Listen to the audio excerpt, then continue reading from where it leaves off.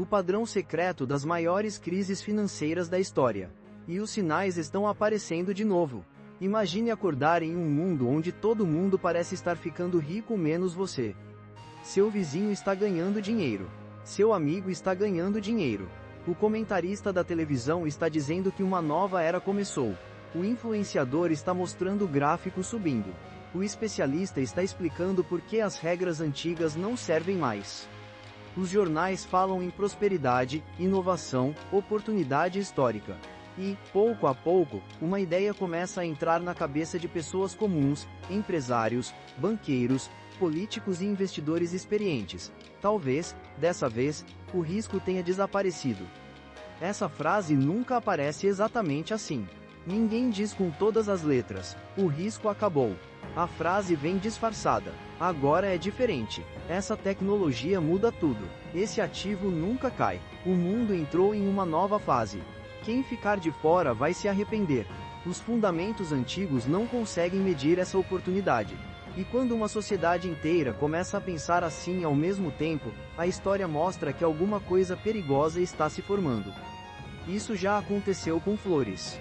Já aconteceu com empresas. Já aconteceu com ferrovias. Já aconteceu com ações. Já aconteceu com petróleo. Já aconteceu com imóveis. Já aconteceu com internet. Já aconteceu com bancos. Já aconteceu com criptomoedas. E talvez esteja acontecendo de novo agora, diante dos nossos olhos, com nomes mais modernos, gráficos mais bonitos, aplicativos mais rápidos e uma narrativa muito mais sofisticada.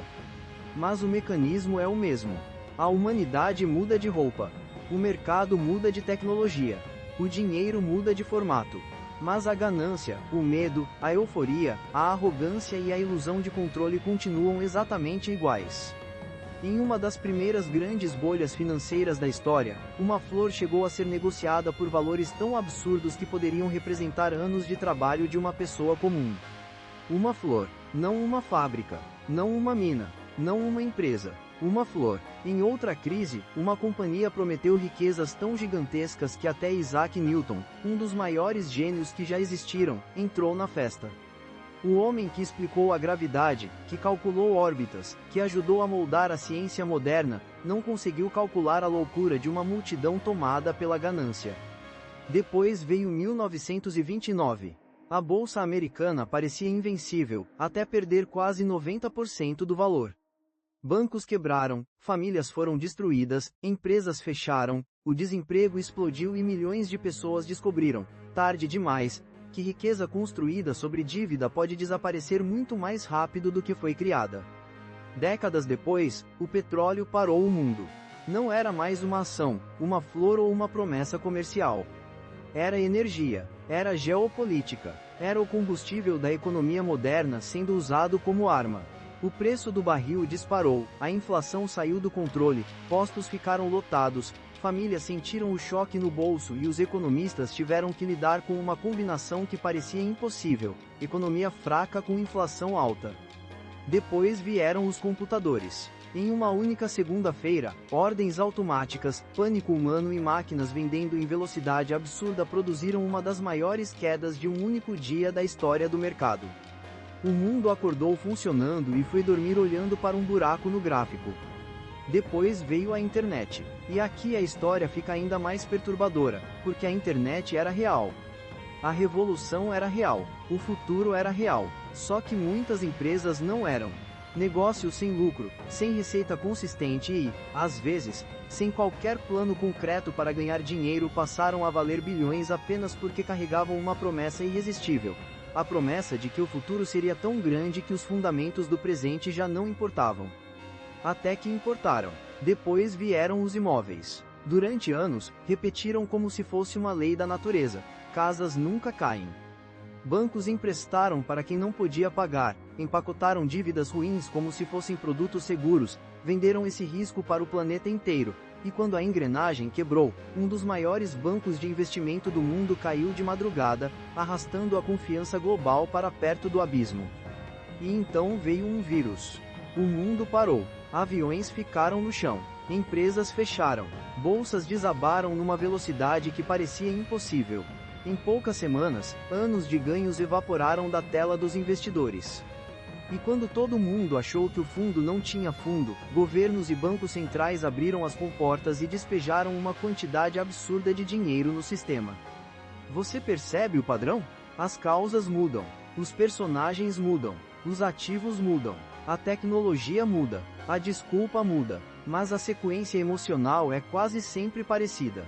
Primeiro aparece uma oportunidade, depois vem a euforia, depois vem a narrativa, depois vem o dinheiro fácil, depois vem a alavancagem, depois vem a concentração, depois vem a certeza de que todo mundo que discorda é ultrapassado.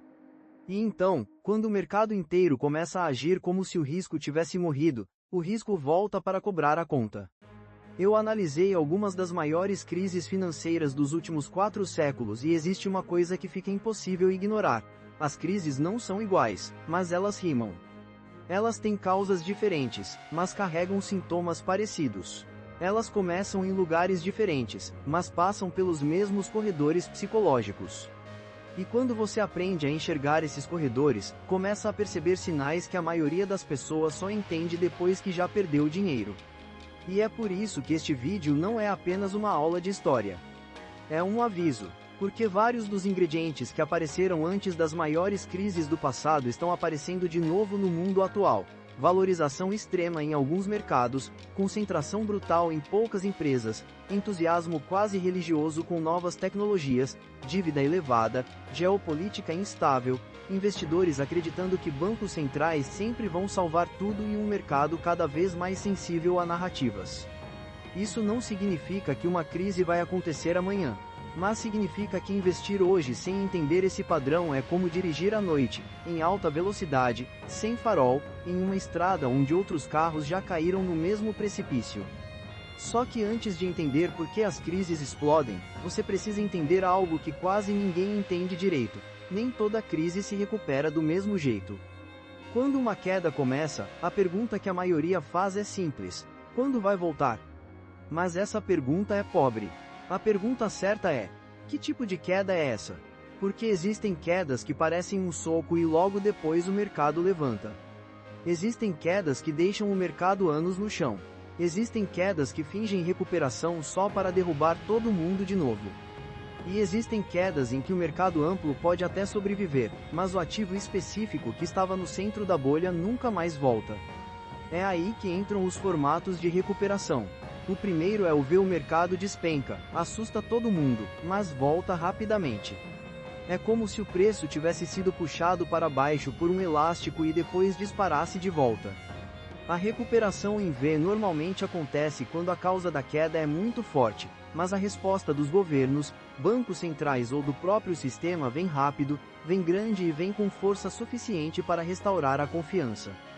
O segundo formato é o mercado cai, bate no fundo, fica ali por meses ou anos, sem força, sem confiança, sem direção clara, até começar uma recuperação lenta. O é doloroso porque não é apenas a queda que machuca. É o tempo. É olhar para a carteira mês após mês e sentir que nada acontece. É a sensação de que a vida financeira ficou presa em uma sala de espera. O terceiro formato é o W. Esse é o mais traiçoeiro. Primeiro o mercado cai, depois começa a subir. As pessoas respiram aliviadas. A imprensa começa a dizer que o pior passou. Investidores voltam a comprar. A esperança retorna. E então o mercado cai de novo, às vezes com mais violência do que antes.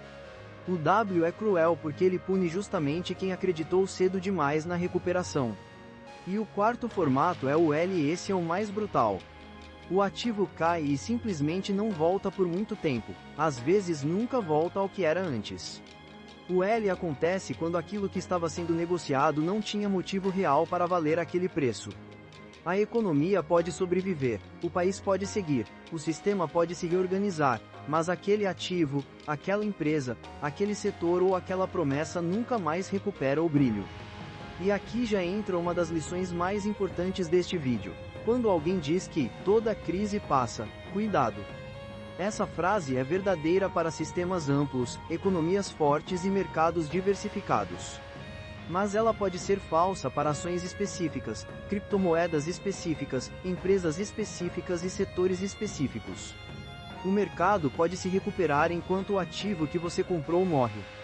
A economia pode sobreviver enquanto sua carteira não sobrevive. O índice pode voltar ao topo enquanto a empresa da moda desaparece. Essa diferença separa o investidor preparado do investidor iludido. Agora vamos ao início da história moderna das bolhas, e ela começa com algo tão absurdo que, se não tivesse acontecido, pareceria inventado: tulipas. A Holanda vivia um período de prosperidade. O comércio marítimo crescia, a riqueza circulava, uma nova classe de comerciantes ganhava força, e havia dinheiro procurando símbolos de status. Mas havia também um detalhe cultural importante: em uma sociedade fortemente marcada por valores religiosos mais austeros, ostentar riqueza de forma escancarada podia ser visto como vaidade. Roupas exageradas, joias chamativas, luxo explícito, tudo isso podia gerar reprovação. Então as tulipas entraram em cena. Elas eram exóticas, raras, bonitas, diferentes, importadas, socialmente aceitáveis. A pessoa podia ter tulipas sem parecer vulgarmente ostentadora. No começo, era um símbolo de gosto refinado. Depois, virou objeto de desejo. Depois, virou investimento. Depois, virou mania. E quando um objeto deixa de ser comprado pelo que é e passa a ser comprado apenas porque alguém acredita que outro pagará mais caro amanhã, você deixou de observar um mercado normal e começou a observar uma bolha. O detalhe mais interessante é que a negociação começou a se afastar da flor real. As tulipas só floresciam em determinado período, então as pessoas passaram a negociar promessas de entrega futura. Você pagava agora para receber depois. Só que esse contrato podia ser vendido para outra pessoa antes mesmo da flor aparecer. Essa pessoa vendia para outra. Depois outra vendia para outra. Em pouco tempo, muita gente já não estava mais interessada na tulipa. Estava interessada no papel, na promessa, na valorização. Isso soa antigo, mas é extremamente moderno. Quantas vezes o mercado faz a mesma coisa? O produto real fica em segundo plano e o que passa a valer é a promessa. Promessa de crescimento, promessa de escassez, promessa de tecnologia, promessa de comunidade, promessa de futuro, promessa de que, amanhã, alguém aceitará pagar mais caro. No auge daquela febre, tulipas raras foram negociadas por valores absurdos. A flor deixou de ser flor e virou uma espécie de bilhete de loteria social. Ninguém queria ser o idiota que ficou de fora. Ninguém queria ver o vizinho enriquecer sozinho. E quanto mais o preço subia, mais o preço parecia provar que a tese estava certa. Esse é um dos truques mais perigosos das bolhas. A alta do preço vira argumento para justificar a própria alta. Está subindo porque é bom. É bom porque está subindo. A lógica entra em círculo. Até que alguém tenta vender e não encontra comprador. Esse é o momento em que a ilusão começa a morrer. A bolha não estoura necessariamente quando todos percebem que o preço é absurdo. Ela estoura quando o próximo comprador desaparece. Enquanto houver alguém disposto a pagar mais, a loucura continua. Mas quando a fila seca, aquilo que parecia riqueza vira apenas uma pergunta desesperada: para quem eu vendo agora? A bolha das tulipas desabou. Muita gente romantiza essa história, alguns discutem o tamanho real do impacto econômico, mas a lição permanece poderosa. A economia holandesa não acabou, mas o mercado especulativo das tulipas nunca mais voltou àquele delírio. Para aquele ativo, o formato foi L e o sistema sobreviveu. A mania morreu. Quase 100 anos depois, a Inglaterra repetiu o mesmo erro, só que com roupas muito mais elegantes, políticos envolvidos e uma narrativa ainda mais sedutora. Agora não era uma flor. Era a Companhia dos Mares do Sul. A empresa prometia grandes oportunidades de comércio em regiões distantes, especialmente ligadas à América do Sul. A história era perfeita para a imaginação da época. Terras exóticas, rotas comerciais, ouro, prata, riquezas escondidas, expansão global. O negócio real era muito mais limitado do que a propaganda sugeria, mas isso pouco importava, porque em uma bolha o que realmente vende não é o presente. É o futuro imaginado. E o futuro imaginado era gigantesco. O governo se envolveu. Parlamentares se envolveram. A elite se envolveu. O rei se envolveu. E quando a elite entra em uma operação, a multidão olha e pensa: se eles sabem de algo que eu não sei, eu preciso entrar também. Isso se chama validação social. E continua vivo até hoje. Se um bilionário compra, a multidão compra. Se um fundo famoso entra, a multidão entra. Se um influenciador mostra lucro, a multidão corre atrás. Se uma empresa gigante anuncia uma aposta em determinado setor, o mercado inteiro começa a procurar o próximo ativo parecido. A lógica deixa de ser, isso tem valor, e vira, quem mais está comprando? E quando a pergunta muda desse jeito, o perigo aumenta. No caso da Companhia dos Mares do Sul, até Isaac Newton entrou. E essa história é fascinante porque destrói uma ilusão comum, a de que inteligência pura protege contra bolhas. Newton não era ingênuo, Newton era um gênio. Só que genialidade matemática não necessariamente vence pressão social, ganância, medo de ficar de fora e arrependimento de ter vendido cedo. Newton comprou, lucrou, vendeu, viu o preço continuar subindo, sentiu a dor psicológica de ter saído cedo demais e voltou. Voltou em um momento muito pior. Quando a bolha estourou, perdeu uma fortuna. O homem que compreendeu a gravidade não conseguiu resistir à gravidade emocional da multidão. E essa talvez seja uma das frases mais importantes deste vídeo. Em bolhas, o problema não é apenas não saber. Muitas vezes, é saber e mesmo assim não conseguir agir com disciplina. Newton já tinha lucrado, ele já tinha feito o certo. O que o destruiu não foi ignorância. Foi o arrependimento de ver a festa continuar sem ele. Esse sentimento está vivo hoje em cada investidor que vendeu uma ação, uma cripto, uma moeda, um ativo qualquer com lucro, viu o preço continuar subindo e voltou no topo porque não aguentou a sensação de ter saído cedo. A bolha da Companhia dos Mares do Sul estourou, fortunas desapareceram, a confiança no mercado foi abalada e o ativo nunca mais foi o mesmo. Outro L. Perceba o padrão. Uma flor e uma companhia. Ativos diferentes. Países diferentes. Momentos diferentes. Mas a mesma mistura. Narrativa, euforia, preço sem fundamento, validação social e crença de que a alta continuaria para sempre. Agora vamos avançar 2 séculos e atravessar o Atlântico, porque os mesmos ingredientes estavam prestes a aparecer em uma escala muito maior. Estados Unidos, anos 1920. A década parecia uma festa.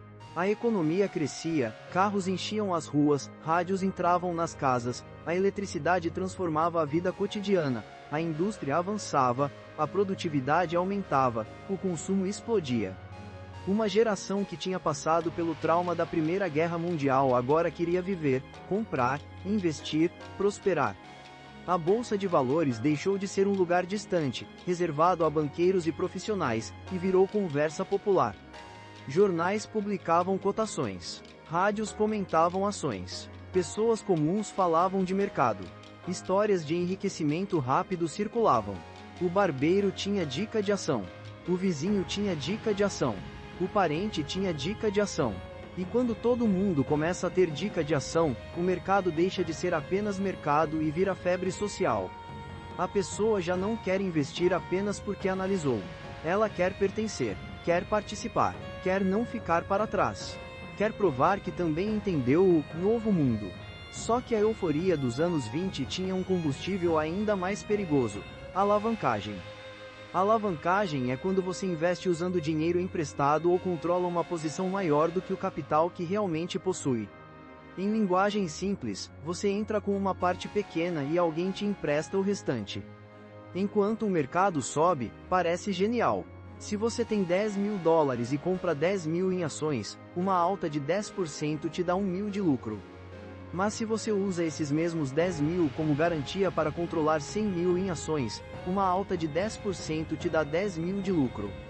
Você dobrou seu capital com a mesma alta do mercado. Isso parece uma máquina de enriquecer. Até você lembrar que a alavancagem também funciona para baixo. Se o mercado cai 10%, você pode perder tudo. Se cair mais, você pode ficar devendo. E se quem te emprestou dinheiro ficar com medo, ele pode exigir garantias, forçar venda, liquidar sua posição e te tirar do jogo exatamente no pior momento. Foi isso que aconteceu em 1929. Quando o mercado começou a cair, investidores alavancados foram obrigados a vender. Essas vendas derrubaram mais os preços. A queda gerou novas chamadas de margem. Novas chamadas geraram novas vendas. As vendas geraram mais queda. Mais queda gerou mais pânico. E o pânico financeiro virou destruição econômica. Esse mecanismo é fundamental para entender crises. Uma queda não vira colapso apenas porque os preços caem. Ela vira colapso quando muita gente é obrigada a vender ao mesmo tempo. O vendedor voluntário ainda pode esperar. O vendedor forçado não pode. E crises são feitas de vendedores forçados. Do pico ao fundo, o mercado americano perdeu quase 90%. Bancos quebraram, empresas fecharam, o crédito secou, o desemprego explodiu. A riqueza dos anos 20 evaporou e a euforia virou fila, fome, medo e desconfiança. E como se a queda da bolsa não bastasse, decisões políticas agravaram o desastre.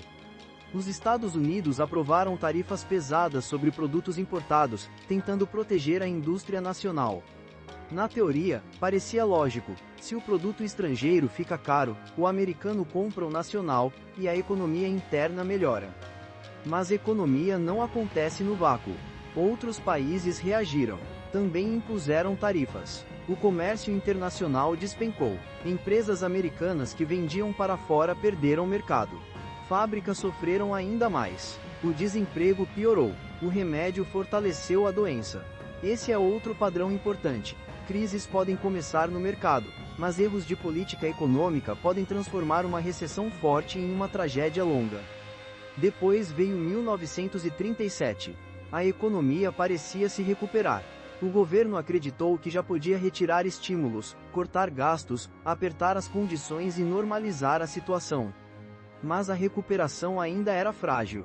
Era como uma pessoa que saiu da UTI, conseguiu levantar da cama e decidiu correr uma maratona. O resultado foi uma recaída. A economia voltou a enfraquecer, o desemprego subiu, a confiança caiu e o mercado afundou de novo. Esse é o famoso formato W. A primeira queda destrói, a recuperação parcial engana, a segunda queda quebra o psicológico. E aqui está o terror do W. Ele pune quem acreditou que o pior tinha passado. Em uma crise em V, o corajoso é recompensado rápido. Em uma crise em U, o paciente sofre, mas vê o mercado reconstruir lentamente. Em uma crise em W, o investidor vê esperança, entra de novo, respira, e então apanha outra vez. O mercado americano só voltou ao pico de 1929 décadas depois. E isso nos leva a uma lição que poucos gostam de encarar: às vezes a maior perda não é o dinheiro. É o tempo. Dinheiro pode voltar, mas 20, 25 anos não voltam. Um jovem investidor que comprou no topo não perdeu apenas patrimônio. Perdeu fase de vida, planos, oportunidades, tranquilidade, aposentadoria, sonhos. Para quem olha hoje em um gráfico, é só uma linha descendo e subindo. Para quem viveu, foi uma geração inteira marcada pela dúvida: será que minha vida financeira acabou? Depois da Segunda Guerra Mundial, os Estados Unidos se reconstruíram com força impressionante. A indústria americana se tornou uma máquina, o dólar se consolidou como referência global, o consumo explodiu, a classe média cresceu e uma nova era de prosperidade nasceu. Mas nenhuma era de prosperidade fica sem teste. E nos anos 70, o teste veio do petróleo. O petróleo era o sangue da economia moderna. Ele movia carros, aviões, fábricas, navios, cadeias produtivas, transporte, indústria, agricultura.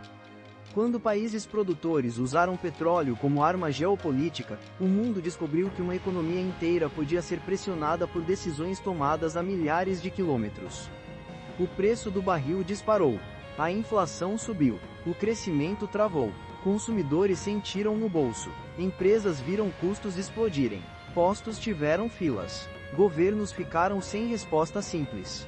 E então surgiu uma palavra que assustava economistas: estagflação. Estagflação é quando a economia está fraca, mas os preços continuam subindo. Isso é terrível porque as soluções tradicionais entram em conflito. Se o Banco Central corta juros para estimular crescimento, pode piorar a inflação. Se sobe juros para combater a inflação, pode derrubar ainda mais a economia.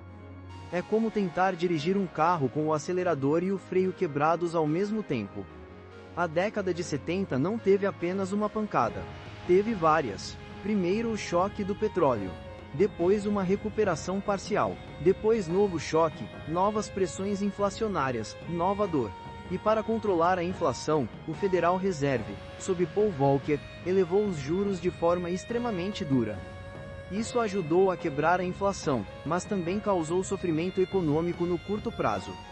O formato, novamente, foi W e esse período ensina algo poderoso. Às vezes, resolver o problema exige dor. Quando governos tentam evitar qualquer dor, podem apenas adiar o ajuste. E ajuste adiado costuma voltar mais caro. Quem vendeu no fundo perdeu recuperação. Quem comprou acreditando que tudo estava resolvido apanhou de novo. Quem desistiu no final perdeu o início de um dos maiores ciclos de alta da história americana. Essa é a crueldade do mercado. Ele costuma oferecer as maiores oportunidades justamente quando a maioria já não aguenta mais olhar para ele. Quando todo mundo está eufórico, geralmente o preço já subiu. Quando todo mundo está traumatizado, às vezes o preço já caiu demais. Mas para aproveitar esses momentos, você precisa de duas coisas que a maioria não tem ao mesmo tempo: dinheiro disponível e controle emocional. Sem dinheiro, você vê oportunidade e não consegue agir. Sem controle emocional, você tem dinheiro e não tem coragem. Em 1987, a história mudou de velocidade. A Black Monday não foi uma crise lenta, construída durante anos diante dos olhos de todos. Foi um choque violento. Em uma única segunda-feira, o mercado americano caiu quase 30%. Imagine olhar para a tela e ver, em poucas horas, quase um terço do valor do mercado evaporar. Não havia exatamente uma grande guerra começando naquele dia. Não havia um banco gigantesco quebrando naquela manhã. Não havia uma bolha clássica estourando de forma óbvia naquele minuto. Mas havia medo, mecanismos automáticos, estratégias de proteção, computadores vendendo, ordens disparando, pânico alimentando pânico. A queda gerava venda automática. A venda automática derrubava mais o preço. O preço menor disparava novas vendas. E o sistema entrava em um loop. Esse episódio é importante porque mostrou algo que hoje é ainda mais relevante. A tecnologia pode acelerar tanto a euforia quanto o pânico. Se em 1987 os computadores já foram capazes de amplificar uma queda histórica, imagine hoje, em um mercado dominado por algoritmos, derivativos, ETFs, robôs, fundos quantitativos, redes sociais e fluxo global instantâneo. Hoje, uma narrativa nasce em minutos. Uma crise de confiança se espalha em segundos. Um banco pode sofrer corrida digital sem fila na porta. Uma criptomoeda pode derreter enquanto milhões assistem pelo celular. Uma ação pode ser massacrada por algoritmos antes que o investidor comum entenda o que aconteceu. A Black Monday teve recuperação em V, porque a resposta veio rápida. O Fed sinalizou liquidez, o sistema acreditou, a confiança voltou e o mercado recuperou as perdas em relativamente pouco tempo. Mas isso criou outra lição perigosa. Quando os investidores veem o mercado sendo salvo, começam a acreditar que sempre será salvo. E essa crença pode incentivar riscos maiores no futuro. Poucos anos depois, a internet começou a tomar conta do imaginário econômico. E aqui precisamos ser justos. A internet era real. Ela realmente mudaria o mundo. Ela transformaria comércio, comunicação, mídia, educação, trabalho, entretenimento, finanças. A tese de longo prazo estava certa. Mas isso não significa que os preços de 1999 estavam certos. Esse é um dos erros mais comuns em bolhas tecnológicas: confundir uma tecnologia verdadeira com qualquer preço aceitável. No fim dos anos 90, empresas sem lucro, sem receita sólida e, muitas vezes, sem modelo de negócio viável passaram a valer bilhões porque carregavam uma palavra mágica: internet. O mercado dizia que lucro era detalhe, que a velha economia não entendia a nova economia, que crescimento era tudo, que o usuário valia mais que caixa, que cliques importavam mais que resultado. E aí aparece uma frase que você deve gravar para o resto da vida: toda bolha tenta convencer você de que os fundamentos antigos morreram. Mas fundamentos não morrem. Eles podem demorar para cobrar, mas cobram. Uma empresa pode passar anos crescendo sem lucro se estiver construindo algo real, com vantagem competitiva, escala e caminho claro para a rentabilidade. Mas uma empresa sem produto forte, sem receita defensável e sem modelo de negócio não se torna valiosa apenas porque usa uma palavra da moda. Quando a realidade chegou, a Nasdaq despencou. Empresas desapareceram. Fortunas evaporaram. Muitos investidores descobriram que tinham comprado não o futuro, mas uma fantasia vestida de futuro. E ainda assim, a internet venceu. Esse é o detalhe mais sofisticado. A bolha estourou, mas a tecnologia permaneceu. A Amazon sobreviveu, Google surgiu e cresceu, Apple se reinventou. Grandes empresas foram construídas em cima daquela revolução. Ou seja, a narrativa central estava certa, mas muitos ativos estavam errados. Isso é extremamente importante para hoje. A inteligência artificial pode estar mudando o mundo de verdade. Blockchain pode ter aplicações reais. Energia limpa pode ser essencial. Robótica pode crescer. Biotecnologia pode revolucionar tratamentos. Mas nada disso significa que qualquer empresa, token, fundo ou ação ligada a essas palavras merece qualquer preço. Uma revolução real pode ter uma bolha real em volta dela. Depois da bolha.com, o Fed cortou juros para estimular a economia. Crédito ficou barato, dinheiro ficou abundante. E quando dinheiro fica barato, ele procura uma nova história. A nova história foi o imóvel. Depois de ações de tecnologia destruírem tantos investidores, casas pareciam seguras. Casas eram tangíveis. Casas existiam. Casas tinham parede, teto, terreno. E acima de tudo, todo mundo repetia: imóveis nunca caem. Essa frase deveria causar arrepios em qualquer pessoa que conhece história financeira. Sempre que alguém diz que algo nunca cai, o mercado começa a preparar uma aula cara. Bancos passaram a emprestar agressivamente. Pessoas sem renda adequada conseguiam financiamento. Hipotecas de baixa qualidade eram empacotadas em produtos financeiros complexos. Esses produtos recebiam aparência de segurança, eram vendidos para bancos, fundos e investidores no mundo inteiro e, por trás daquela engenharia sofisticada, havia uma premissa frágil: o preço das casas continuaria subindo. Mas quando um sistema inteiro depende de uma coisa continuar subindo para não quebrar, ele já está quebrado. Só falta o preço revelar. Quando os imóveis pararam de subir, a engrenagem começou a ranger. Quando começaram a cair, a engrenagem quebrou. Devedores não conseguiam pagar. Produtos financeiros considerados seguros mostraram risco oculto. Bancos perderam confiança entre si. O crédito travou. E quando o Lehman Brothers caiu, a crise deixou de ser imobiliária e virou sistêmica. Aqui entra outro conceito fundamental: risco sistêmico. Risco sistêmico é quando o problema não fica isolado em uma empresa, um setor ou uma família. Ele se espalha pelo sistema inteiro. É como uma infecção financeira. Um banco sofre, outro banco fica exposto, um fundo perde, uma seguradora precisa cobrir, uma empresa não consegue crédito, consumidores reduzem gastos, demissões começam, governos entram em desespero. O mundo descobriu em 2008 que o risco tinha sido empacotado, vendido, revendido, segurado, alavancado e espalhado por todo canto. E esse é um alerta para qualquer época: o risco mais perigoso não é o que aparece claramente. É o que está escondido dentro de estruturas que parecem seguras. Em 2008, a recuperação foi em o mercado caiu, ficou machucado, precisou de intervenção gigantesca, juros perto de zero, resgates, programas de liquidez e anos para reconstruir confiança. Mas funcionou, só que a solução deixou consequências. Quando bancos centrais cortam juros e injetam liquidez para salvar o sistema, eles evitam um colapso maior. Mas também podem incentivar uma dependência crescente de dinheiro barato. E quando investidores se acostumam com dinheiro barato, qualquer sinal de retirada desse apoio vira motivo de pânico. Então veio 2020. Um vírus paralisou o planeta. Não foi uma crise iniciada por euforia financeira clássica. Foi um choque externo, sanitário, global, repentino. Empresas fecharam, fronteiras fecharam, pessoas ficaram em casa, cadeias produtivas travaram, setores inteiros entraram em congelamento. A queda dos mercados foi uma das mais rápidas da história. Mas a resposta também foi uma das mais agressivas da história. Governos gastaram. Bancos centrais cortaram juros. Dinheiro foi criado. Liquidez foi injetada. Programas emergenciais tentaram impedir que a economia desmoronasse. O sistema financeiro recebeu um volume de apoio gigantesco.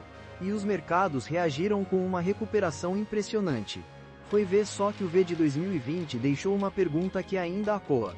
Qual foi o custo de salvar o sistema tão rapidamente? Depois vieram inflação, juros mais altos, distorções de preços, aumento de dívida, especulação em ativos de risco, bolhas em determinados segmentos, explosão de liquidez, e uma geração de investidores que viu quedas violentas serem revertidas em tempo recorde. Isso muda a psicologia do mercado. Muita gente passou a acreditar que toda queda é compra imediata, porque o Banco Central sempre virá ao resgate. Só que esse raciocínio é perigoso. Bancos centrais têm poder, mas não têm poder infinito. Governos podem gastar, mas não sem consequências. Dívida pode crescer, mas não sem custo. Liquidez pode salvar o presente, mas pode cobrar juros no futuro. E agora chegamos ao presente. A pergunta que interessa não é: vai ter crise amanhã? Ninguém sabe. A pergunta é: os ingredientes que apareceram antes de grandes crises estão presentes hoje? E a resposta é desconfortável. Vários deles estão. O primeiro ingrediente é preço elevado em relação a fundamentos. Uma das formas clássicas de observar isso é olhar indicadores como o Shiller Cap, que compara o preço das ações com a média dos lucros reais das empresas nos últimos 10 anos. Quando esse indicador está muito alto, ele não prevê exatamente o dia da queda, mas mostra que o mercado está caro em relação à história. E aqui é fundamental entender uma coisa: valuation alto não é cronômetro. Ele não diz, a crise começa terça-feira às 2 da tarde. O mercado pode continuar caro por meses, anos, às vezes muito mais do que os pessimistas conseguem suportar. Mas valuation alto é termômetro. Ele mostra a temperatura. E quando a temperatura está alta, qualquer infecção pode virar febre. O segundo ingrediente é concentração.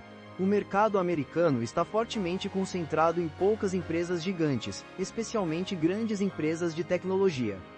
Muitas delas são negócios extraordinários, lucrativos, dominantes, globais, com caixa, escala e influência. O problema não é dizer que essas empresas são ruins. Muitas são excelentes. O problema é que até empresas excelentes podem virar risco quando o mercado inteiro depende demais delas. Concentração não precisa estar em empresa ruim para ser perigosa.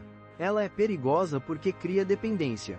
Se poucas empresas sustentam grande parte do índice, uma decepção nelas pode arrastar o mercado inteiro. E hoje existe um detalhe ainda mais delicado. Muitas dessas gigantes estão ligadas à mesma narrativa dominante, a inteligência artificial. A IA pode ser uma das maiores transformações econômicas da nossa geração. Pode aumentar produtividade, criar novos negócios, reduzir custos, acelerar descobertas, transformar setores inteiros. Mas o mercado não precifica apenas o que existe. Ele precifica o que espera que exista. E quando a expectativa fica grande demais, qualquer decepção vira risco. Se empresas investem centenas de bilhões em chips, data centers, energia, infraestrutura e modelos, o mercado vai cobrar retorno. Se esse retorno demorar, se margens forem pressionadas, se competição aumentar, se regulação apertar, se a adoção não vier na velocidade esperada, aquilo que hoje parece inevitável pode sofrer ajuste brutal. De novo, a tecnologia pode ser real e, ainda assim, o preço pode estar errado. A internet era real em 2000. Os imóveis eram reais em 2008. A inteligência artificial pode ser real agora. Mas realidade tecnológica não elimina excesso financeiro. O terceiro ingrediente é dívida. Governos estão endividados. Empresas carregam dívidas. Consumidores sentem juros. O custo do dinheiro mudou. Durante anos, muita decisão ruim parecia boa porque o dinheiro era barato.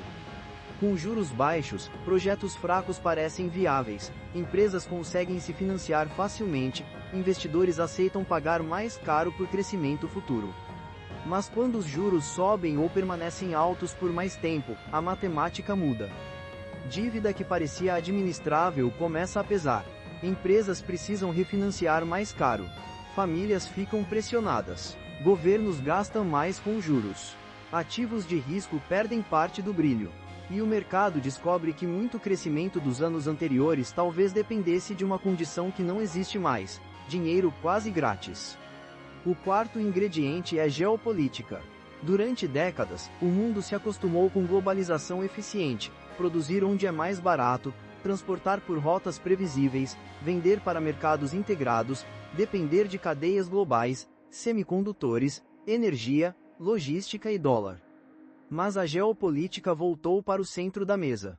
Guerras, sanções, disputas comerciais, tensões entre potências, risco em rotas marítimas, energia, Taiwan, Oriente Médio, Rússia, China, Estados Unidos, Europa, tudo isso mexe com inflação, abastecimento, confiança, juros e crescimento.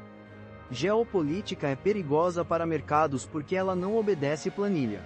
Um conflito pode mudar preço do petróleo. Uma sanção pode mudar cadeia de suprimento. Uma guerra comercial pode afetar lucros. Uma tensão militar pode derrubar confiança. Uma rota bloqueada pode elevar custos globais. E quando mercados estão caros, concentrados e dependentes de expectativas otimistas, qualquer choque externo pode ter efeito desproporcional. O quinto ingrediente é comportamento. E talvez esse seja o mais perigoso de todos. Porque bolhas não nascem apenas de números. Nascem de pessoas. Pessoas que veem outras ganhando dinheiro e querem entrar. Pessoas que confundem sorte com habilidade. Pessoas que acham que entenderam o mercado porque compraram algo antes de subir. Pessoas que param de perguntar, quanto vale? E começam a perguntar, quanto ainda pode subir? Pessoas que ridicularizam quem fala de risco. Pessoas que dizem que fundamentos antigos não importam. Pessoas que tratam cautela como ignorância. Isso apareceu nas tulipas. Apareceu na Companhia dos Mares do Sul. Apareceu em 1929. Apareceu na bolha da internet. Apareceu em 2008. Apareceu em ciclos de criptomoedas. E aparece sempre que um ativo sobe rápido demais por tempo suficiente para convencer uma geração de que ela é mais inteligente que todas as anteriores. Agora, atenção! Nada disso significa que você deve vender tudo, sair correndo, comprar ouro, guardar dinheiro no colchão ou viver esperando o fim do mundo. Esse é outro erro. Tem gente que estuda crises e vira pessimista profissional.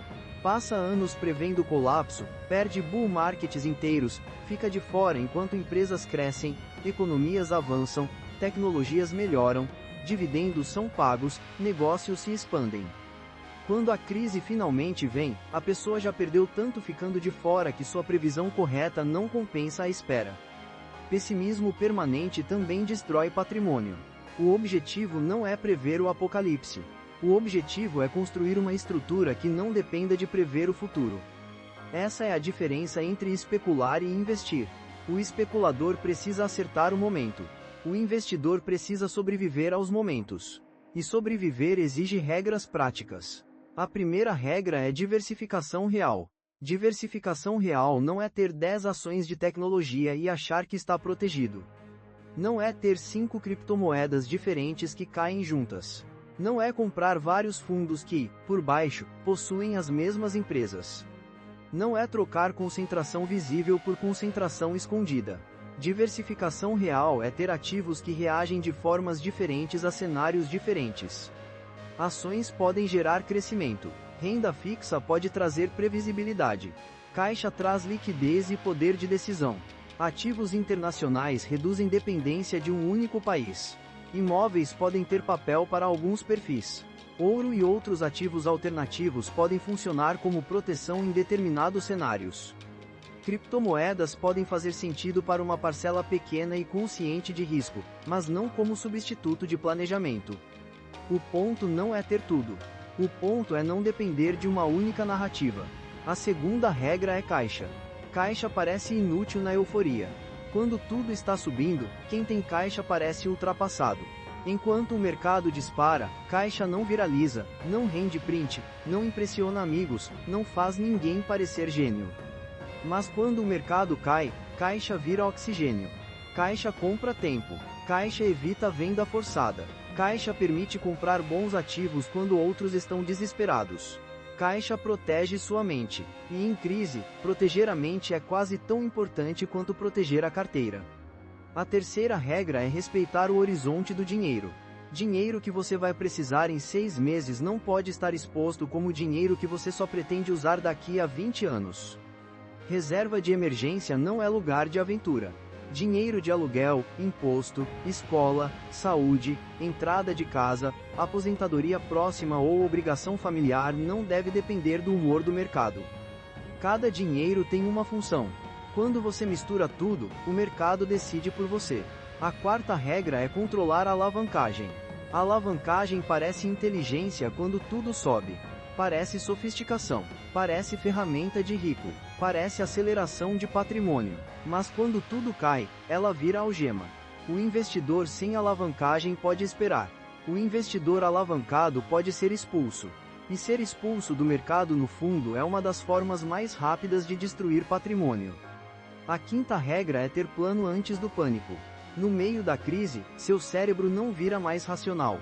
Ele vira mais primitivo. Ele vê a ameaça. Ele quer fugir. Ele procura culpado. Ele aumenta o peso das manchetes. Ele escuta gente apocalíptica. Ele entra em grupos onde todo mundo está desesperado. Ele olha a tela vermelha e esquece a história. Por isso você precisa definir antes. Quanto você aceita ver sua carteira cair sem vender no desespero? Qual parte é de longo prazo? Qual parte é reserva? Qual parte é oportunidade? Quais ativos você entende de verdade? Quais comprou apenas porque estavam subindo? O que você faria se o mercado caísse 20%? E se caísse 40%?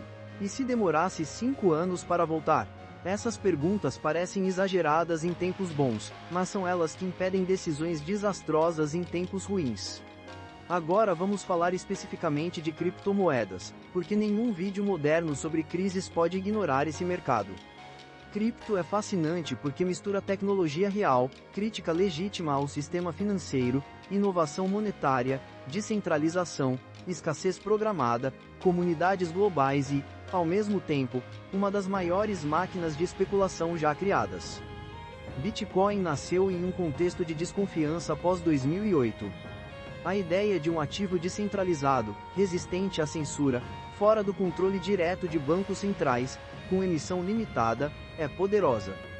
Blockchain abriu possibilidades reais. Stablecoins, tokenização, contratos inteligentes, infraestrutura descentralizada, tudo isso pode ter papel no futuro financeiro. Mas junto com inovação vem delírio. Projetos sem produto, tokens sem utilidade, promessas de rendimento impossível, corretoras frágeis, influenciadores vendendo sonho, alavancagem absurda, memecoins subindo sem fundamento, gente confundindo comunidade com valor, gente confundindo volatilidade com genialidade. O mercado cripto condensa em meses o que outros mercados levam anos para mostrar. A euforia é mais rápida. O colapso também. O enriquecimento parece mais próximo. A ruína também. E aqui está uma regra simples. Se você só acredita em um ativo quando ele está subindo, você não tem convicção. Você tem empolgação. Convicção nasce de estudo. Empolgação nasce de preço. E preço muda. O mesmo vale para a inteligência artificial. Talvez a IA seja uma revolução gigantesca. Mas o investidor precisa perguntar: quanto dessa revolução já está no preço? Quanto lucro real será necessário para justificar os valores atuais? Quanto investimento será necessário antes do retorno? Quem captura valor? Quem apenas gasta dinheiro tentando acompanhar? Quem tem vantagem competitiva real? Quem está apenas colocando IA no discurso para atrair capital? Essas perguntas são chatas, mas é por isso que elas são importantes. Bolhas odeiam perguntas chatas. Bolhas gostam de frases bonitas. Agora, se existe uma mensagem central neste vídeo, é esta: crises são inevitáveis, mas destruição pessoal não precisa ser. Você não controla o Fed. Não controla guerras. Não controla inflação. Não controla creche. Não controla geopolítica. Não controla banco quebrando. Não controla vírus. Não controla algoritmo vendendo. Não controla o humor do mercado. Mas controla sua concentração. Controla sua alavancagem. Controla sua reserva. Controla seu horizonte. Controla o quanto você entende antes de comprar. Controla se vai seguir multidão ou ter plano. Controla se vai entrar em euforia sem saber onde está pisando. E controla se vai tratar história financeira como curiosidade ou como manual de sobrevivência. Porque a próxima crise virá. Talvez não amanhã. Talvez não do jeito que os pessimistas esperam. Talvez não no ativo que todo mundo está olhando. Talvez comece em um banco médio, em uma moeda, em um país, em uma guerra, em uma cadeia de suprimentos, em uma empresa gigante, em um erro de política monetária, em uma bolha de IA, em uma crise de dívida, em uma falha no mercado cripto, em uma inflação persistente, ou em algo que hoje parece pequeno demais para preocupar. Mas virá, e quando vier, a maioria vai agir como se fosse a primeira crise da história. A mídia vai gritar, influenciadores vão apagar vídeos antigos. Especialistas vão se contradizer, governos vão culpar inimigos. Investidores vão procurar explicações depois do prejuízo. E muita gente vai tomar decisões permanentes baseada em medo temporário. Mas você não precisa ser essa pessoa. Você pode olhar para a crise e lembrar que já houve outras. Pode lembrar que o mercado amplo muitas vezes se reconstrói, mas ativos ruins podem morrer. Pode lembrar que a alavancagem mata. Pode lembrar que concentração amplifica a queda. Pode lembrar que narrativas bonitas podem esconder preços absurdos. Pode lembrar que caixa é liberdade. Pode lembrar que tempo é mais importante que ego. Pode lembrar que sobreviver é pré-requisito para enriquecer. E talvez essa seja a maior lição dos últimos 4 séculos. O mercado sempre encontra uma nova forma de convencer as pessoas de que a história antiga não vale mais. Mas a história antiga sempre volta. Volta com outro nome, outro ativo, outra tecnologia, outro guru, outro gráfico, outra promessa, outra multidão. Tulipas passaram. A Companhia dos Mares do Sul passou. 1929 passou. A crise do petróleo passou. A Black Monday passou. A bolha da internet passou. 2008 passou. 2020 passou. Outras crises passarão, mas nem todos os investidores passarão por elas inteiros. E é aqui que a pergunta deixa de ser histórica e passa a ser pessoal. Se uma grande crise começasse amanhã, você estaria preparado ou apenas empolgado?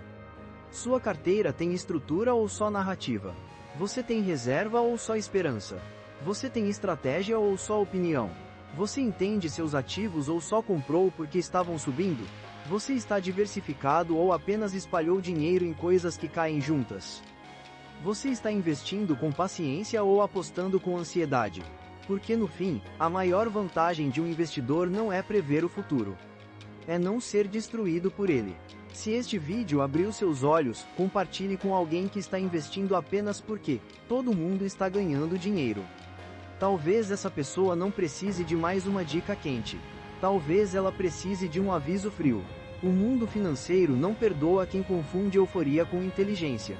E quando a próxima crise chegar, quem estudou o padrão não estará imune ao medo. Mas terá algo que a maioria não tem: um mapa. E em uma tempestade, quem tem mapa ainda pode errar o caminho. Mas quem não tem mapa nem percebe quando está andando direto para o abismo.